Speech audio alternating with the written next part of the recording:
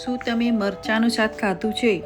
અને જો ના ખાધું હોય તો આ રીતે બનાવીને જરૂરથી ખાવું. આ ખાવામાં બહુ જ ટેસ્ટી લાગે છે અને આને બનાવવું બહુ જ સહેલું છે. આ શાક તમે એટલી રોટલી વગર બી એમ જ બી ખાઈ શકો એટલું સરસ ટેસ્ટી બનીને તૈયાર થાય છે. તો આ શાક બનાવવા માટે અહીંયા મેં બે મોટી સાઈઝના મેં આ મરચાં લીધા છે. આ મરચાંને આ રીતે આપણે મોટા મોટા કટ કરી લેવાના. તો અહીંયા આ સબ્જી બનાવવી બહુ જલ્દી બની જતી હોય છે. તો અહીંયા મેં આ બધા મરચાં કાપી લીધા છે મોટી મોટી સાઈઝમાં. તો એના મસાલા માટે મેં અહીં 2 થી 3 ચમચી અહીંયા સિંગદાણા લીધા છે. એને આપણે શેકી લઈશું. તો થોડા એને ડ્રાય રોસ્ટ જ કરવાના છે. તો આ થઈ જાય એટલે નીકાળી અને પછી આપણે તલ શેકી લઈશું આમાં. તો આ રીતે આપણે સબ્જીમાં સિંગદાણા અને તલનું બી ઉમેરીશ તો એનાથી ટેસ્ટ બહુ જ સરસ લાગશે. તો અહીંયા 2 મોટી ચમચી મેં તલ બી લીધા છે. એને બી આપણે ડ્રાય રોસ્ટ કરી લેવાનું. આ તલનું અને સિંગદાણાનો ટેસ્ટ બહુ જ સરસ લાગે છે અને ખાવામાં બી હેલ્ધી હોય છે. સાથે જ મેં 2 મોટી ચમચી બેસન લીધું છે. એને આપણે 1 ચમચી તેલ નાખી અને પછી એને શેકી લઈશું. તો અહીંયા બેસન બી સરસ એવું શેકાઈ ગયું છે. તો બેસનનો કાચાપણાનો બી ટેસ્ટ ના આવે. આ આપણે પાછળથી ઉમેરવાનું છે સબ્જીની અંદર. તો અહીંયા આ બેસન નીકાળી લઈશું આપણે પ્લેટમાં અને પછી એ જ કઢાઈમાં આપણે ફરી પાછું તેલ લઈશું. 1 થી 2 મોટી ચમચી તેલ લઈ લઈએ.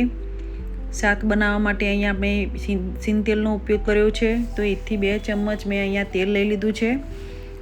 તો તેલ ગરમ થાય એટલે આપણે આમાં જીરું, અડધી ચમચી જીરું અને અડધી ચમચી જેટલું મેં રાઈ નાખી છે. આ બંને સરસ એવું છતરાઈ જાય એટલે આપણે મરચાં કાપેલા નાખી દેવાના અંદર. તો અહીંયા મરચાં નાખી દીધા છે. અને હા, અહીંયા મેં મીઠું નાખ્યું હતું પણ એનો વિડીયો નથી થોડો શૂટ થયો. તો અડધી ચમચી જેટલું મીઠું લીધું છે, નાખ્યું છે. અડધી ચમચી હળદર, અડધી ચમચી ધાણા જીરું અને અડધી ચમચી જેટલું કાશ્મીરી લાલ મરચું છે. હવે તમે કહેશો કે મરચાંની અંદર મરચું, પણ આ મરચાં બિલકુલ મોળા છે, બિલકુલ તીખાશ નથી અને કાશ્મીરી મરચું પણ તીખું નથી હોતું.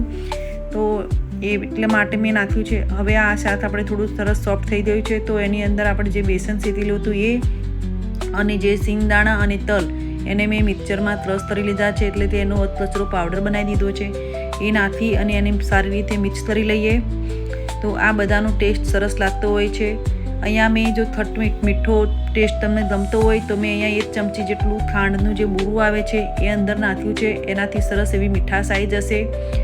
અને સાથે જ આપણે અહીંયા લીંબુ બી નાખીશું. તો અહીંયા અડધા લીંબુનો રસ બી મેં નીચોડ્યો છે.